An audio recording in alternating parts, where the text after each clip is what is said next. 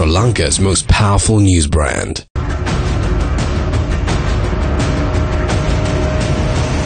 Newsfirst Newsline with Rajakottu. And a wonderful morning to you. This is Newsline, live as always from the Newsfirst studios in Dawson Street in Colombo, and of course broadcasting on TV1, live on Facebook, and a little bit later on the recording will be available on YouTube.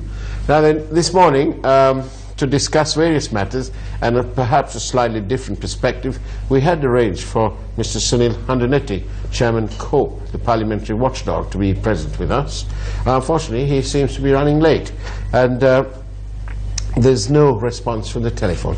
So he'll join us if he is here on time. But in the meantime, I've got with me one of our young members of our team, an essential component of Team News First, Chaturanga Hapwarachi. Very good morning to you, Mr. Hapwarachi. Good morning, Faras. I'm never cease to be amazed by the commitment all you young people have to the news and so on. Thank you, Faraz, and you are also part of the team, so that commitment levels are also seen from you, and it's all an encouragement when you bring in all of these new information to us as well.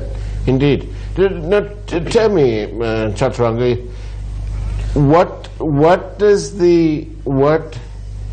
drives you, what interests you from the age group that you're from in terms of these local polls?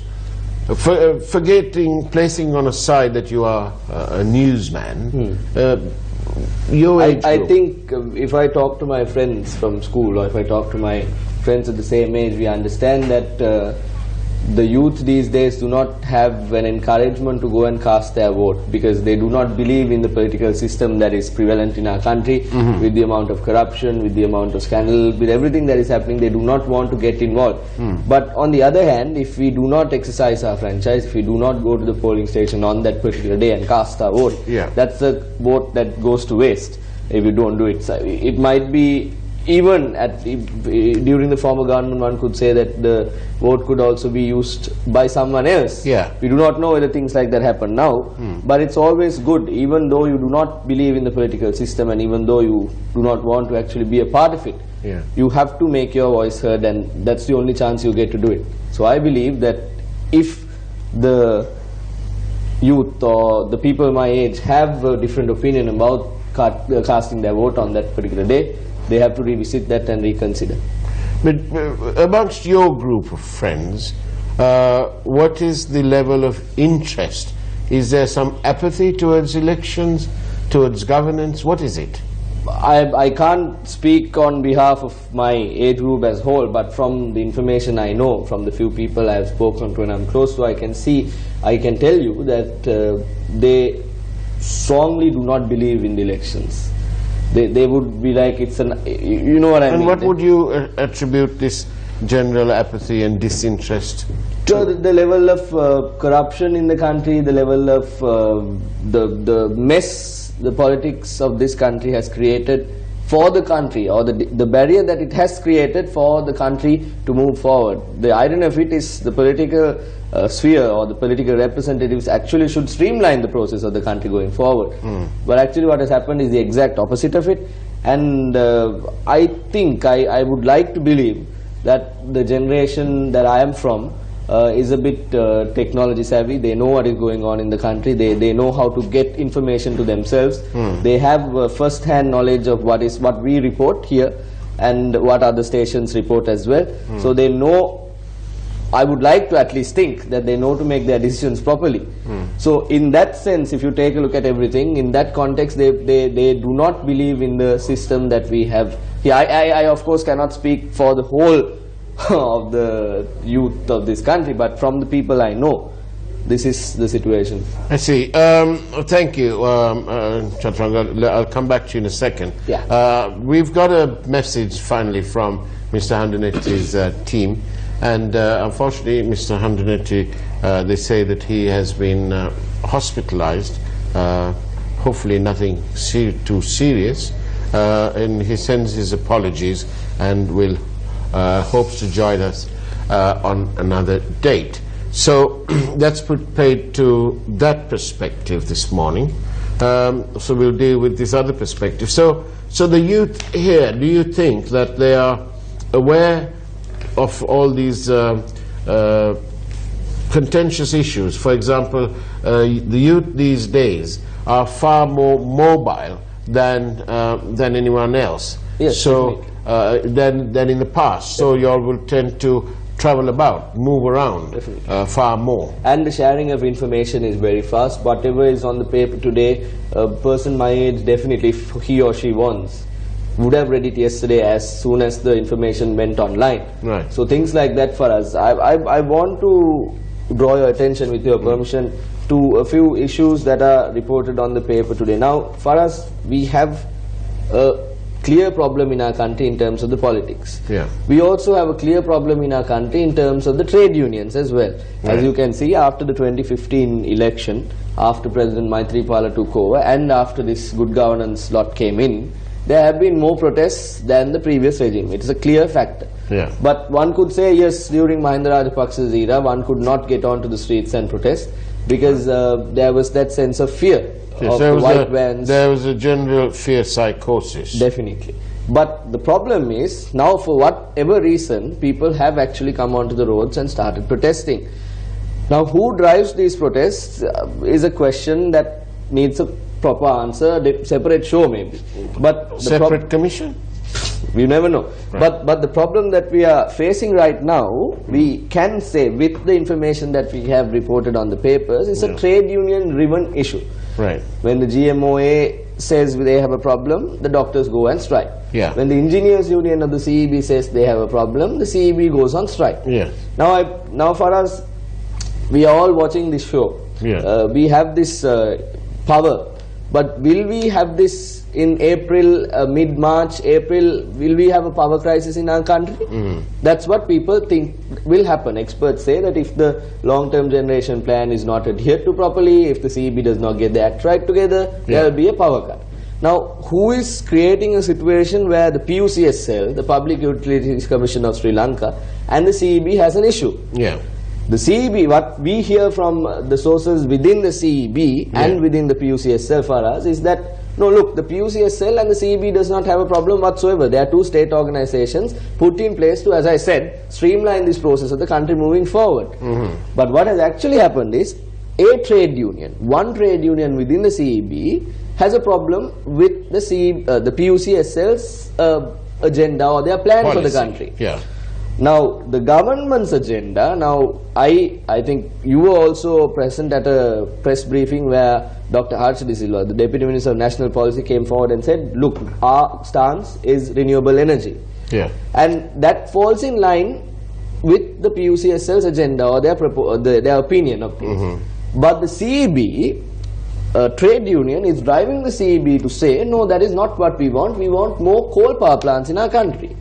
This has created this little friction between the two organizations or the two state institutions put in place to actually look into this matter, and we have a situation where we are heading into a power crisis. Each day that they delay this process, we are actually heading into a power crisis without a solution. So they're sort of gambling with our energy security. Definitely. When this is happening, when all of this is happening, obviously for us, we know that when you go into coal power plants, there are breakdowns. You have to do spot purchasing from diesel powerhouses and etc. etc. There is a lot of money-making loopholes, if I may put it that way. It's all man-made, Chaturanga. Definitely. But now when this happens, who is benefiting from this is a question once again our viewers have to think and answer, because see, we have a minister, we have a ministry secretary, we have these trade unions doing whatever they want in their respective organizations, institutions, and actually the people's problems are still remaining at that same place. For us, now with all of this happening, the minister and the secretary to the ministry are trying to interfere into the PUCSL, the governing body of the CEB, the body that is trying to say, no, look, get your act right, there is power crisis coming. They are trying to interfere and maybe revamp the PUCSL. One can question as to whether they want their people who will say yes to everything placed in there as well. This is, I'm taking the story from Daily News, obviously, and anyone can read it through, but that is the insight of the story. That is where this is all coming out from. And they are, obviously, at the end of the day, they must be all politically aligned. That is what Or it looks like. That's how it looks like to us from the Looking outside. at it from, yes, absolutely. Now then, in terms of how do things like corruption, you spoke about corruption, and we've, for I don't know how long, we've been going on and on and on about this departure from established process, from procedure and so on. Yes. Like, what do people, the young people, stay and think about, for example, Sri Lankan Airlines? That's a sort of bitsy thing to have your mind on. Yeah. Sri Lankan Airlines. Unfortunately for us, a few of my friends are working at Sri Lankan Airlines. Yeah. They seem How to do they feel? They are obviously, they were my friends Right. up until we started reporting on this. So Yeah. Do they feel threatened that their jobs are at stake? I believe they do. I believe they do. From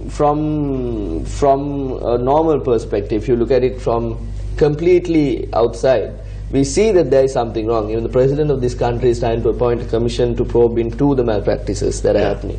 But people within Sri Lankan Airlines, once again, I can't speak as a whole. I'm just speaking of through the experiences I have got from my friends. There is this sense of will we lose our jobs with what Sirasa and other media institutions do? Will we not have our job because Sirasa is trying to close Sri Lankan Airlines? How do you address those questions? But for us, the problem is we don't have to address any question. There is a problem, and it is the duty of the media to report it for the benefit of the whole country. Does it make you sad sometimes to report what we report? Because, in terms of pride and patriotism, do you, for example, are you disappointed, but you have to do your job, which is to report and educate the wider public? But does it make you a little bit disappointed, if not sad, when you have to report on the activities of people in high office, like ministers, members of parliament, prime ministers, and so on? This is like for us asking a soldier whether he or she is sad or disappointed to go to war. This corruption that is in our country is almost equal to the 30-year war that we had. Like the war taking away a lot of resources that were allocated for this country, for the youth of the country, for the development of the country, is being taken away similarly by this corruption that is prevailing in our political system.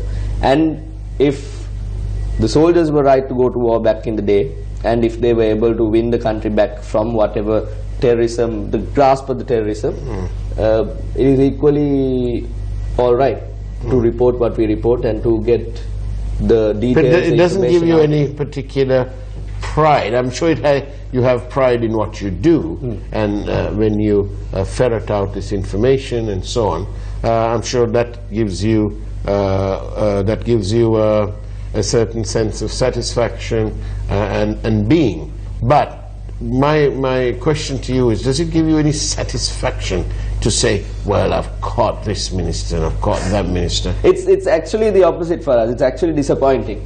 These people, the ministers, even the prime minister of the country, have been put there by, except for the prime minister, almost everyone else holding ministerial portfolios have been appointed by the people. The people's vote. As we started off, we said that the people do not have, or the youth at least, do not have a trust in this election system. Maybe this is why they cast their vote thinking this is the guy we're voting for, and we see that person going up there to that high position that they all require, and living a luxurious life, not doing anything in terms of getting the corruption out of it, getting things done for the people. Even the Prime Minister of our country, it is actually disappointing to see that people of this caliber, sometimes, I'm not talking about all the politicians, educated people, great minds, they actually do not put their minds into achieving something for the country, but they do it for the exact opposite, achieving something for themselves. For their agenda. They're lining their pockets and having a luxury. If they want to, they can get their minds together. Let's take, for example, everyone embroiled in this bond scam. Let's say in a utopia world that they were able to actually think and do something for the people. Do you think that they were not able to? if they were able to, with whatever we uncovered from the Presidential Commission, there is a lot of planning, a proper process put into it, a lot of thinking. For us, if they thought that along those similar lines to actually do something good for the country, they could have. As you know, when we did our news the other day, we pointed out that this 9.2 billion is not the end of the story, because if going through the legal process, it is entirely possible for the state to recover much more, and that total comes to just under 20 billion rupees. Now that's an awful lot of houses that can be built. You know, it's a lot of houses. Now, Sajid Premadasa, for example, the Minister of Housing, he told me that they have a program in which they're giving people up to, they have calculated those houses can be built for around 850,000 rupees. Now, if we divide one by the other, which is what I'm doing, we could build 23,500 such houses just with the money that was swindled out through the EPF and the immediate loss and the fines that should be applied. And so it's almost flippant for somebody to come around and say, oh well, look, this is 12 billion there, we'll pay 9.2 billion. And then no one's talking about the profits that accrued to perpetual treasuries from the 31st of March 2016 onwards, in the 3-month period that Arjun Mahendran was the governor of the central bank, towards the end of his term. That's another 6 billion. For us now, everyone seems to think after a special statement was made by the Prime Minister that, you know, people have come to a state. We have to also keep in mind that the elections are just around the corner, and the party affiliations come into play now. But people are actually coming and speaking as if nothing has happened. Even the Prime Minister said, look, we have this money allocated, we are going to take it, and there's not going to be a problem. But for us, you spoke about the profits that they accrued after the tenure of the president, the time period given they looked into. But for us, they also accumulated with the money that was taken out through the bond scam. They have been able to invest it in various other matters, businesses. So what happens to that? It's almost as if I come into your house, break into your safe, take the money out, build a house of my own, give it on rent, earn some money, and I'm giving it back to you and saying, look, Faraz, I've robbed you, but you know, I've built my house and I have my profit, let me return back the money. It's almost the same thing for us. In terms of Sri Lankan Airlines, and contrary to what some of your friends perhaps believe, that the media coverage will sort of lead to the early closure of the airline and the loss of jobs, there is another section of people. I've got a pilot who's sent me a text message who want the problems fixed so that the country, we are an island nation, we rely heavily on tourism. We can see as we go around the country that there are far more hotels coming up, so many more rooms, employment being created and so on. But all this means that we need to have more seats coming in. And so there is a section of people who want the problems of Sri Lankan fixed so that Sri Lankan Airlines can become lean and mean. Definitely for us, absolutely. We have in our reports actually tried to find a solution to the problem and not be a problem to the existing problem. We spoke to a few people, few resource persons when we were doing our stories, and everyone said, look, Sri Lankan can be salvaged with proper management. Sri Lankan can be salvaged with proper management. And that was the sentiment everyone who we spoke to with regard to the Sri Lankan matter said. So there is clearly a mismanagement issue. Now on the 25th we know that a new interim team is taking over Sri Lankan Airlines, and they're meeting, the present board is meeting for the final time. And we also know that the president is appointing the Presidential Commission to inquire into the malpractices during Sri Lankan and Mihin Air. So with everything that is happening for us, everyone in this country, I do not know a person who would say, look, we don't want Sri Lankan Airlines to continue. Everyone wants that pride, because at the end of the day, the logo, when Sri Lankan flies overseas, the flight is our ambassador. That represents our country. It's like our national team going and playing in a different country. It's that same amount of pride. And we want that to be a thing to be proud of, rather than a thing to look at and be like, oh, it's a mess. Sri Lankan Airlines in our country, our national carrier is in such a level where we don't want to actually even look at a flight. You know what I mean? So now, the thing is this. How can all this... I just want to point out that from our superpower neighbor, India, it is none other than Prime Minister Modi who is representing India himself. He's going to Davos himself. Now, I have it on record, I have a claim that Sri Lanka is being represented by the Minister of International Trade, Mr. Malik Samaravikrama. Now, how would you feel when you see people who have been arriving at the Bond Commission to give evidence? And in that case, for us, the Prime Minister also can't be holding well, you're probably right, and that there's a growing concern that he retains his different positions. We've had calls from everyone.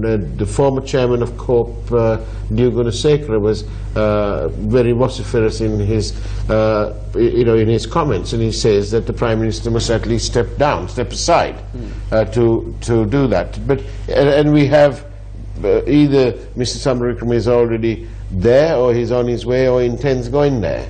But he's very much a material person mentioned in this whole bond scam. We have to point out that Mr. Kabir Hashim and Mr. Samaravikrama, they had a special press conference, and they said that there was a requirement for 15 billion to pay the contractors on the roads and so on and so forth. But later we see under oath the Deputy Secretary Treasury, whose job it is to let the central bank know about funding requirements, under oath he said that there was no such requirement. And the Bond Commission themselves said that Mr. Mahendran's claim to the Public Debt Department and to other officials there that there was a requirement, an additional funding requirement to pay for these things, was found to be manifestly false. Those are not my words. False was the way the commissioners described it. So there's all these lies, and it doesn't stop there, does it? Because, like I was saying earlier, you young people are far more mobile nowadays than in the past, and so you'll use the roads and so on. And you couldn't possibly have missed the controversies about the flyover, the Central Highway, Section 3. Interestingly for us, we were coming towards Colombo yesterday with the cab driver. A few of us, after the wedding of one of our colleagues here. For the fun of it, I just raced up the Rajakottu flyover, and you should have seen the emotions on his face. He was furious at the government for actually building it, which is actually, in a way, though it is funny to me, it's sad as a country, because the people of the country who use this flyover know that it's not working. Why didn't the government, when Newsfirst reported on it, when the Island newspaper reported on it, when various other media institutions reported on it, why couldn't the government get their act right in the first place? Now, you spoke about the youth, the younger generation of this country. I want to drag your attention to what the President said yesterday. The President said going behind lions bending the head is better than going ahead with a pack of dogs. You've seen for us, we've continuously reported on how several backbenchers of the United National Party acted in the past few days. When allegations were raised against the UNP, I do not know what their thinking behind all of this was, but when an allegation is raised against you or me, what we would want to do is to actually state our case and prove our innocence and be done with it. But instead, the United National Party backbenchers have decided to even make it more confusing for themselves. They have come forward and just started accusing the president of various things. Yeah. Yes, he is the executive of the country, the elected executive of the country. The Prime Minister was not elected, the President appointed the Prime Minister. Actually, it should be the other way around. The President should not be asking the Prime Minister to take action. The President should be taking action if at all. But the UNP backbenchers have actually decided to attack the President and to go on attacking the President up until the President decided to walk away from the cabinet meeting last week. Yeah. And today, whether there will be a cabinet meeting is a question. We've seen it on the newspapers, and we've received reports to say that the President do not want to sit for the cabinet meeting today. Yeah. Now, what is happening in our country, Paras? Now, the rail tracks, the two parallel parties were supposed to enter an MOU. Yeah. That MOU is now over. Yeah. And there seems to be nothing. If the cabinet cannot convene this week, Yeah. it is purely the fault of the United National Party's backbenchers. Yeah. Because they couldn't respect the president properly. Yeah. Now, when you go ahead and Yeah. when you take a look at things, Yeah. there is no solution to the problems of the country. The people are once again at the same place.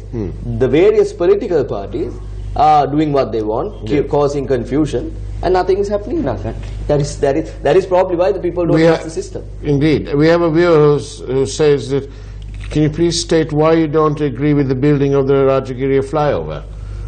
I think what would you say the best advice would be? Apart from sighing in exasperation. Faraz, we've continuously reported on this. Yeah. In a few minutes, Yeah. actually, around 7:30, 7:40, I would suggest, if that person has the time, Yeah. if that person is from around there and if he or she is traveling towards Colombo, please use the flyover in Rajakottu. If that person is going home and if he or she has the time, please use the flyover at rush hour from about 5:30 to around 8, and I will rest my case there. If that person can go with ease on the flyover on a normal working day, then I would ask our chairman and our channel head and our group director, and we'll apologize to the nation to say that nothing is wrong with the flyover. Because there is a massive traffic block on the flyover for us, because they promised one thing and they built another one. To extend the time, actually they got the direction wrong. They got the direction wrong. To speed up the process, they opened it beforehand. They reduced the length of the flyover. They reduced the number of lanes on the road. Now the Navala road, the opposite roads are actually blocked because the vehicles can't get onto the road. There is a bottleneck that has been created. So what's so going to many happen? problems. So you're in your 20s, so in your 30s you're going to still be complaining about this thing. It's not going to be gone. It won't go You know, for us recently there was a banner put up about a certain banner that was creating a lot of controversy on social media. A banner about some fitness. Let me not go there. But the minister in the area was very quick to actually come forward and ask the CMC to remove it. Right. Maybe in some funny way the minister also can find a solution to the Rajakottu flyover. Now the Rajakottu flyover has created more traffic than it was before in Rajakottu. We reported on this. If you just go on Google right now, take a look at the Google Live Maps with regard to the traffic. And if you take a look at the Google Live Maps, just reverse it a bit behind and look at the traffic situation, it's actually in orange color, which says there is traffic. But now it's maroon. Now, were you pretty good at maths at no, not really. St. Joseph's? You were. But it's a simple question. Yes. It's a basic question. Get a pen and a... No, you don't need to. How do you reduce 6 lanes to 4, and then they all come, it's like that, and it comes there. Yeah. It's called a bottleneck effect, yes. So they can't work that out. They absolutely have not. I do not know why the government, for us, who's the minister in charge of this thing? Somebody's asking. Does it come under highways? Yes, it does. So there's a Minister easy Lakshman name, Lakshman Kiryala. Yes. All very worrying. Chaturanga Haparachi, do you know what? We've come to the end of this half an hour. We wish Mr. Handunetti a speedy recovery. We have no reason to disbelieve what's happened. It's one of those things. But thank you very much, Chaturanga, for coming along and sharing a youthful perspective of what's happening here. Thank you. And we wish you well in your journalistic career. And that's the way it was on Newsline on Tuesday, the 23rd of January 2018. Take care and God bless.